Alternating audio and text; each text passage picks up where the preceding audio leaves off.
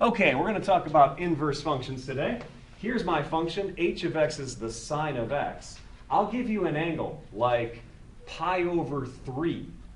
What's the sine of pi over 3?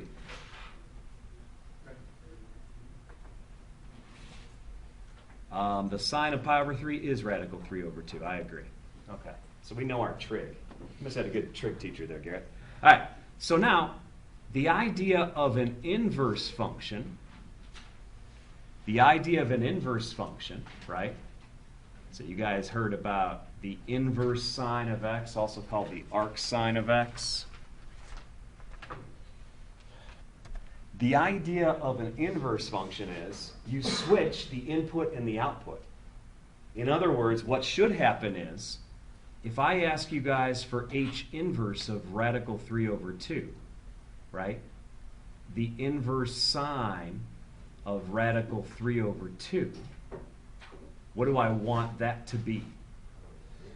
Pi over 3. Okay? The idea of an inverse function is you switch the input and output. So in the function you would switch the x and y? Exactly. If I want to know, that's what my students had to do. Find a formula for f inverse of x. The very first thing they did was they switched x and y. And then they solved for y. So I'll work it through for them because this is going to be their answer key. Oh, I just realized something on their answer key. They're going to have all this trig. They're going to freak out. All right, well, that's all right. So let's see. Y equals, I guess it would be 1/2 of x plus 3, right? Or maybe they would write y of x plus 3 over 2. Either answer would be acceptable. But of course, I say find a formula for f inverse, and so what they do is they write f inverse of x is x plus 3 over 2. Something like that. Okay?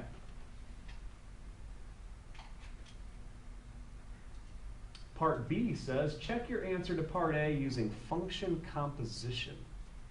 What? Okay, so let me explain what they had to do here, and then maybe you'll see if you can do it. We know what function composition is because we've talked about the chain rule in this class, okay? But basically, there's a little definition that we need, and it's this. We say that functions f and g are inverses if f composed with g of x is equal to x, and that also has to be the same as g composed with f of x. Okay? This is actually the definition, you could say, of being an inverse. If you apply f to g of x or g to f of x, you get back x. Okay? I don't know if you guys remember this. That's why I'm trying to give you guys this as notes. Okay? So I'll show you what they had to do for part B here. They said, for example, let me do f composed with f inverse of x. Okay? So that means f of, well, f inverse of x for them was x plus 3 over 2. Right? Now, if you look at the original function f of x, it says 2x minus 3. But what they had to do was they would write 2 something else minus 3. Does this make sense to you guys? You would write 2 times x plus 3 over 2, right there, okay? And then they had to work it out, and of course the 2's cancel, so they get x plus 3 minus 3, and they get x, which is what's supposed to happen. That's what's supposed to happen. The other thing that we need to have happen is we need to have f inverse composed with f of x. Has to be x, okay? So in my mind, the way I would probably do this is I would write f inverse of what? 2x minus 3. I'm going to pause the recording and let each of you try to work that out and make sure that you get x, and then we'll go from there. Let's see. The formula for f inverse is x plus 3 over 2. So if I say f inverse of 2x minus 3, that means I do 2x minus 3 goes where the x is. So in my big fraction here, it's 2x minus 3 plus 3 over 2. And sure enough, that's just 2x over 2, which is x. You guys with me? Okay. Part C said if g is 1 to 1, do the same thing. So I'll have to write down that function. I'll put a y where the g of x is. Y equals 3 minus 3x over x minus 2. This one they didn't like as much. You'll see why in a minute, I think. Although actually, you guys will probably know what to do because of, well, there's some calculus we did earlier this year that's a lot like this. Okay, so now the idea is you switch the inputs and outputs and then solve for what? For y. All right. How did we do g? Oh, I'm sorry. G was given to me. Oh, okay. It was up above. G of x was right here.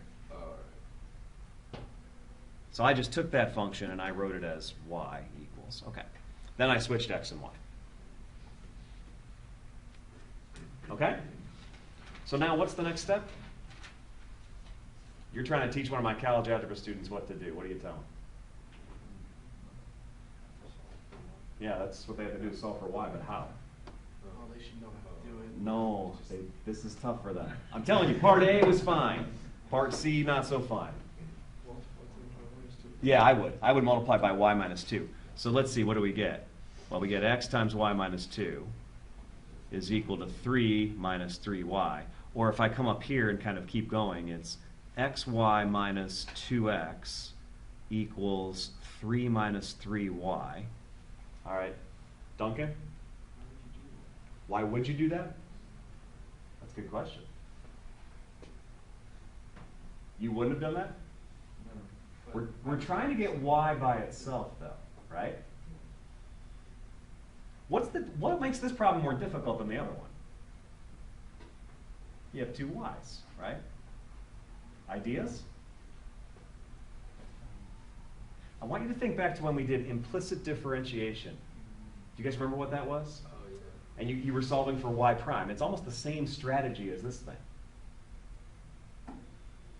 So what I'm saying is, get all the y's on one side and everything else on the other side. And then, yeah, then we'll factor. That's right. So here, I guess if I bring all the y's to the left, I have to add the 3 y's. So I'll get xy plus 3y is equal to what? 2x plus 3, sure. Next.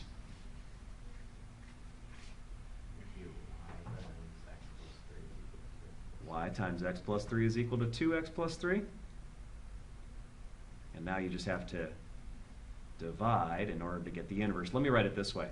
G inverse of x, because that's what y is going to be, will equal 2x plus 3 over x plus 3. And I sure hope my math/or algebra students didn't write that equals 2, because they might. It's amazing what happens. Anyways, we good, right? Okay. Check your answer to part C using function composition. Again, maybe I should let you guys do that. Yeah? How about I do one and you do one? I'll do G inverse of G. G inverse of G. Okay? Of X. That means G inverse of, and again, G of X was up above, so let me write it down what it was. It was 3 minus 3x over x minus 2. All right, so now what do I do? Well, it's 2 times ugliness plus 3 over ugliness plus 3, right? because that's what G inverse means. You guys with me? What goes in the parentheses? 3 minus 3x over x minus 2. And here's 3 minus 3x over x minus 2. And this is not very fun yet for them. What I would tell them to do is multiply the top and bottom of this big ugly fraction by what? I'm trying to get rid of the ugliness. Get rid of the denominators at least. So does this make sense to you guys? I can multiply by x minus 2 on top and bottom? Okay. So now let's see what I have. If I do that, I now have 2 times 3 minus 3x plus 3 times x minus 2. Because the x minus 2's cancel in the first term, but not in the second term. And then here I have 3 minus 3x plus 3 times x minus 2. All right, am I getting somewhere? I don't know. Let's see.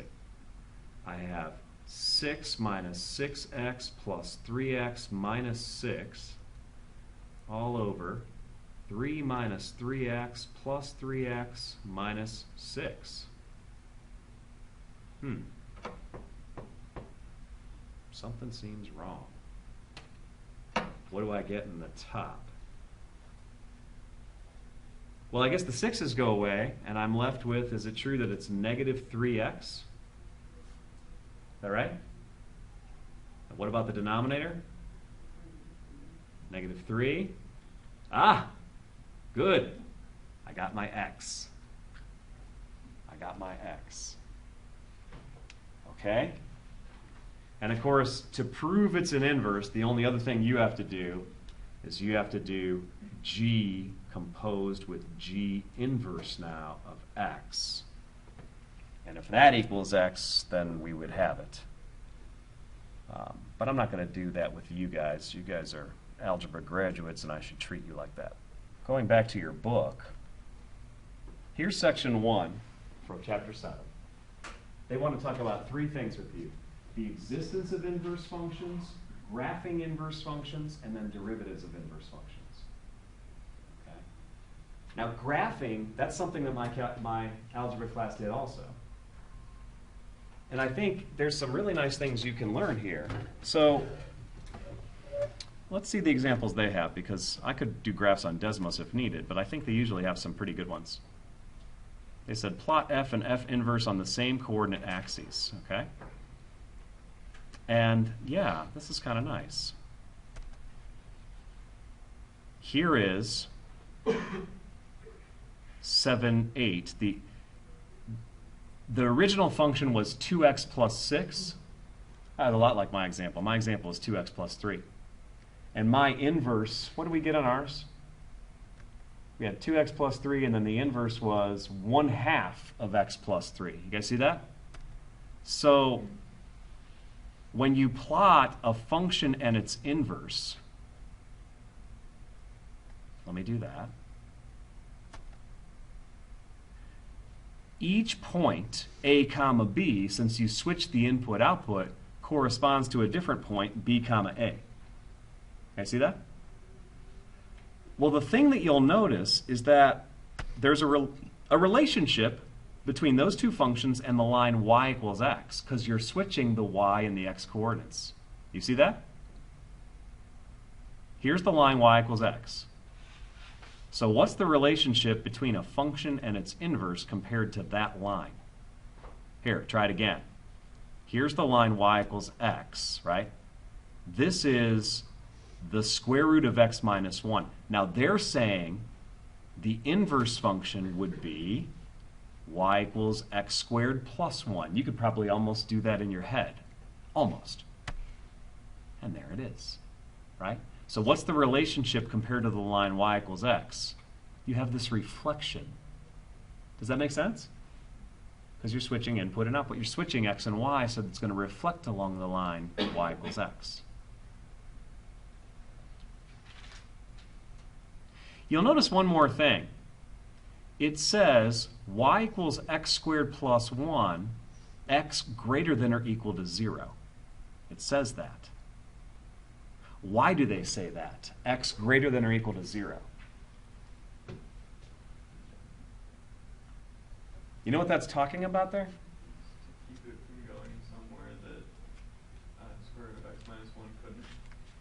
Yeah, explain what you mean, Joe. I think you're right.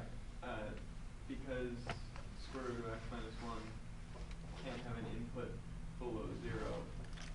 Right.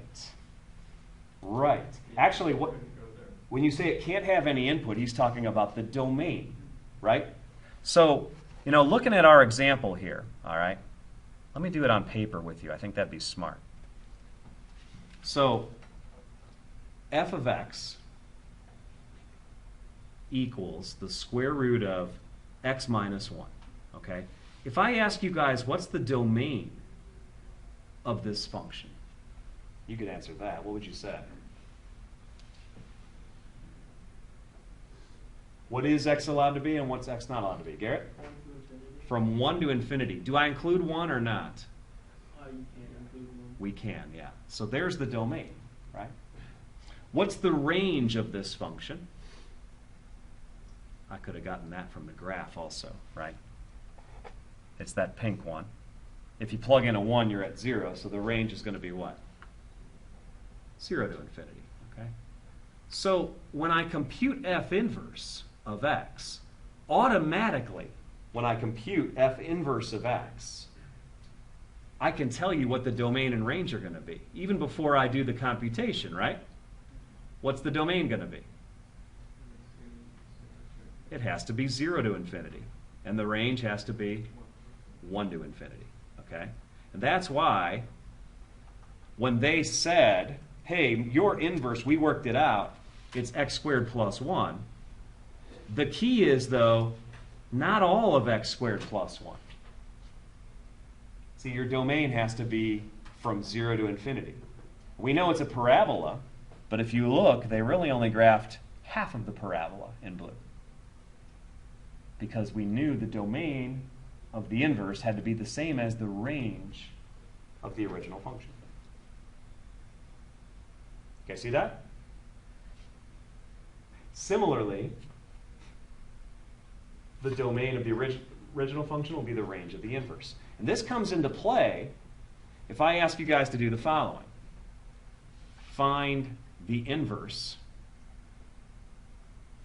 of g of x is x squared.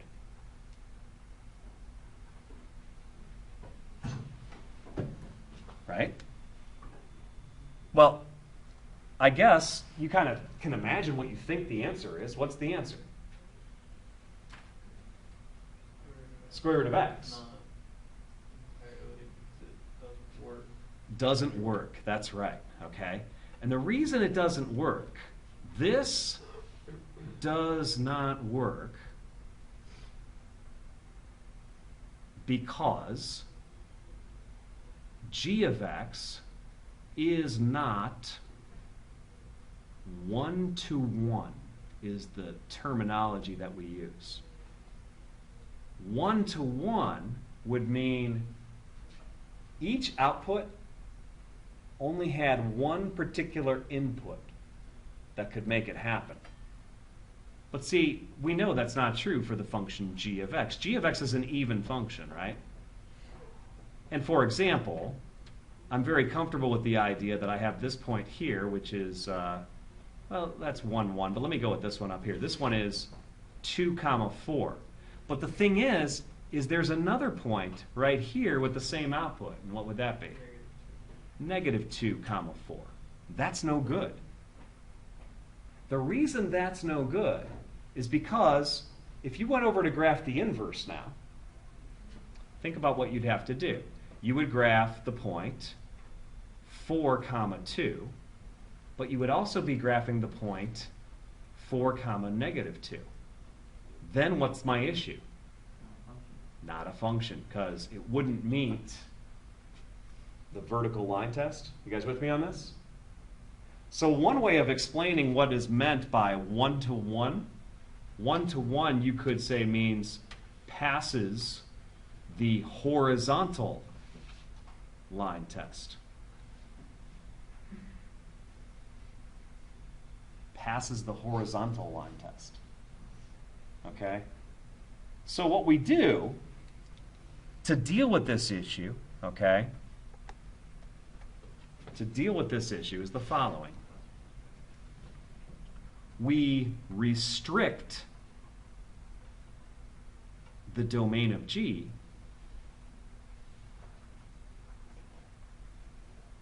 if we want to find an inverse.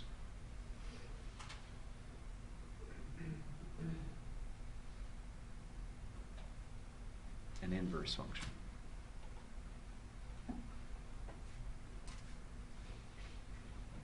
Okay?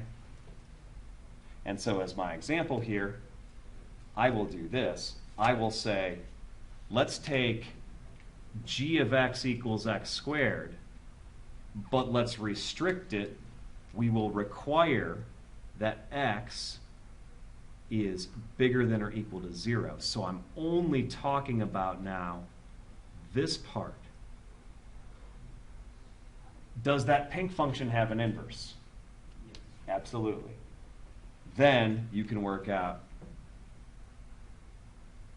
g inverse of x is the square root of x. Okay? And this comes up in your trig class. I mentioned earlier this example. I'm going to come back to it now. This h of x is the sine of x. You know, let's think for just a moment. What is the graph of the sine? Is the sine function 1 to 1? No? What's the graph look like? I mean, you could argue that the sine function is infinite to 1, right? Mm-hmm. I mean, there's no way you'd want to just switch x and y here. You have to restrict the domain first. And actually, we spent some time on this in trig class. Do you remember what we restrict the domain to for the sine function? So here is f of x equals sine of x. And then if we want to graph the inverse, I'll use h, because I used h on the other problem. So h inverse of x is the inverse sine of x. You'd have to go between the extreme points. That's what we do, yeah, that's exactly right. So this point to this point is what we do. We restrict the domain to this little interval here. And what is that? From where to where? Well, this point here is negative pi over 2, comma, negative 1. And this point, of course, is 0, 0. And this point here would be pi over 2, comma, 1. And so what that means is, on the graph of the inverse function, I know that my x's are going to be things like, well, negative 1, right? Because this one, think about what we did. We restrict the domain to, it would be negative pi over 2 to pi over 2. But maybe what's even more important is, what's the range of the sine function? Negative 1 to 1. And so when we go to graph the inverse sine, well, I know what has to happen. What's going to be the domain of the inverse sine? Has to be the same as the range of the sine. So it's negative 1 to 1. So I go to negative 1 and I go to 1. And then the range is going to be negative pi over 2 to pi over 2. And so that means, let's see, well, here is, pi would be about 3. So pi over 2 somewhere around here. Okay? So I'll say that this is the point. Actually, it'd be tighter than that, but that's all right. Negative pi over 2, no, negative 1, comma, negative pi over 2. And here's the point. Somewhere up here is the point 1, comma, pi over 2. And so if I can kind of reflect that, kind of a picture, it's something like that, the inverse sine. Okay? And these inverse trig functions are very important in calculus. We haven't touched them yet. They're especially important in Calc 2, you'll see. Okay? So we start getting back to the idea of inverse functions now. All right, so the one last thing to do as far as inverse functions, and then I can move on to section 2, which is where I really want to go, is talking about how you find the derivatives of the inverse functions. Oh, first they mention a theorem without a proof. They say, guys, inverse functions are going to be continuous. That's a good thing, right? Because you have to be continuous if you want to do what? Take the derivative. And if you're continuous, you can also integrate. But it turns out that if you have a function that's continuous and it has an inverse, the inverse will be continuous. That can be proved. Okay? Which means we can find the derivative. Okay? Now, what is the derivative? Okay? And this is where I think the book does a pretty good job of showing you, again, the pictures. They're going to go back to the simple examples we had of inverses. They say, let's talk about lines. Remember that line we had? We had this picture. I guess their picture, oh no, this is not the line. This is the parabola. Well, that's fine. That's fine. But the question is, can you say a relationship about the derivatives? The inverse of the derivative looks like it would be the same as the derivative of the inverse. Now that's really cool. What do you mean by It doesn't matter which order you do them in. If you take the derivative of the starting function and then take the inverse of that, it would be the same as if you took the inverse of the function and then the derivative. Okay. At least that's what it looks like. Yeah. Why do you say that? Because the line that is the derivative is reflected over the y equals x. Yeah, I mean, it is reflected, right? What we're showing here are the corresponding points. But when you say it's reflected, is the slope heading in the same direction or a different direction this time? Do you guys see how the slope changed? So the derivative changed. I guess the question is, how did it change? That's what we're getting at. Here, let's go back to our picture of the line. Did they do that next? No. I want to show it. Way back here. You guys, what's the slope of our original line, the pink line? 2. But the slope of the blue line ended up being 1/2. And so that's where I was asking Joe, well, what are you getting at? Because Mike just noticed they're reciprocals, right? It's funny, sometimes we even call the reciprocal the inverse, okay? Well, it turns out that that relationship holds not just with lines, but with any continuous function. This is actually a pretty deep theorem. And so I don't want to really prove it, but I will tell you that it's used in advanced mathematics. This inverse function theorem comes up again and again. Okay? So here it is. Let f be differentiable and have an inverse. Then f inverse is differentiable, but exactly what Mike said, the derivative of the inverse will be the reciprocal of the original derivative at x naught. Now this may be confusing, this y naught and x naught, okay? And so I almost feel like you need an example to see this. And so maybe we can use the inverse sign. Let's do that, because we just wrote about it, right? All right, so here I am. Suppose I tell you guys, well, wait a minute, we did this already. I had you guys compute the sine of, we computed h of pi over 3. We did that a little bit ago, right here. We computed that that was the point, pi over 3, comma, and what was it? Radical 3 over 2, right? Yeah. We computed that point. So there has to be a corresponding point on the other graph. What would the corresponding point be? No? Yep. And you can imagine we could compute a derivative there at radical 3 over 2, comma, pi over 3. And you can imagine my test question, right? Find the equation of a tangent line at this point. Point slope form. What's the hardest part? The hardest part is coming up with the slope of that line. Are you with me? So, suppose I want the slope of this tangent line.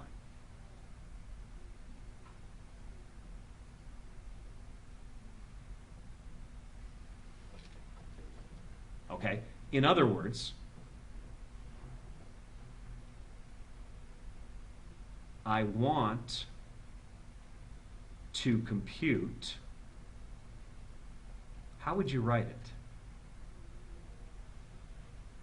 How do we get the slope of that tangent line?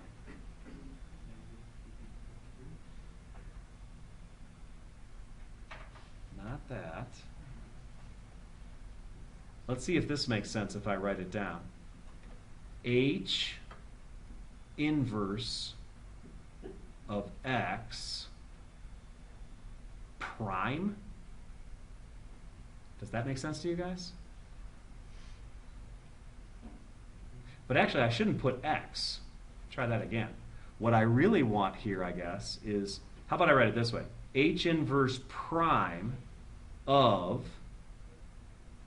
I guess what I want is radical 3 over 2. Right? So you need two things here. What does this mean to do? It means, what does this mean? It means we need the derivative of what?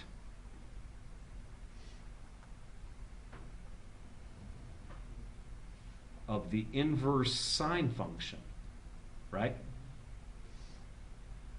Then substitute in the radical 3 over 2. That's what we need. Well, there's an issue. We don't know the derivative of the inverse sine function. That's an issue, right? So it turns out the other way to solve this problem is to use the inverse function theorem. See, this radical 3 over 2, this is what the book calls y naught. It's the y coordinate in the original function. Okay? And so here's how you do the problem. You'll do a couple like these for homework. So I can say this. By the inverse function theorem,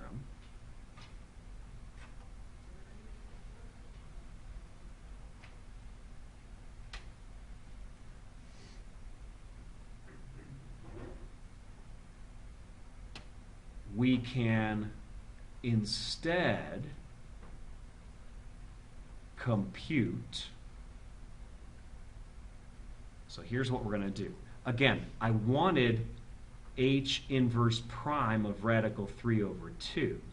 But that will equal 1 over h prime of what?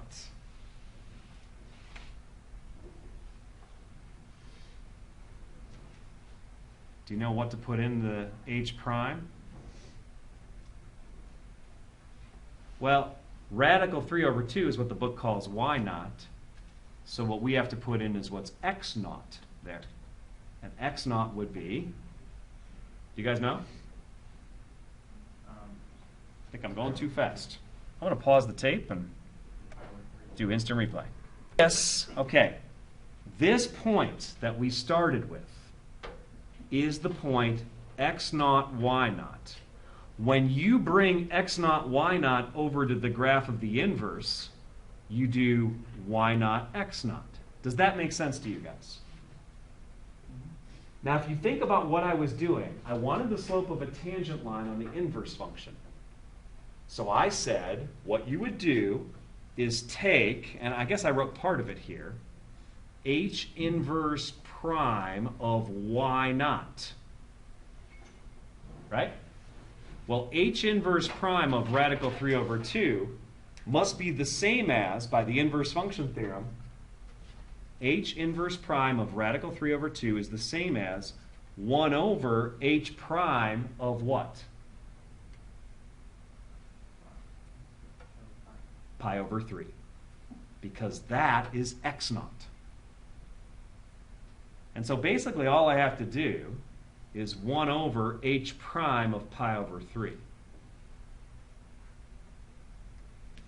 By the way, maybe a quick review of what's going on here. When I say h prime, remember h of x was the sine of x, right? So what's h prime of x going to be? Cosine of x.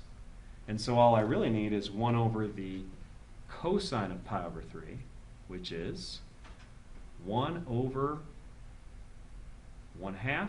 And so the slope of that tangent line is 2. The slope of that tangent line is 2 by the inverse function theorem. Okay? So for homework on this section, I did not assign much. I basically assigned 1, 2, 3, 4 problems. And 3 of them are just like this, just finding the derivative of the inverse. Okay? And I think that's enough of that.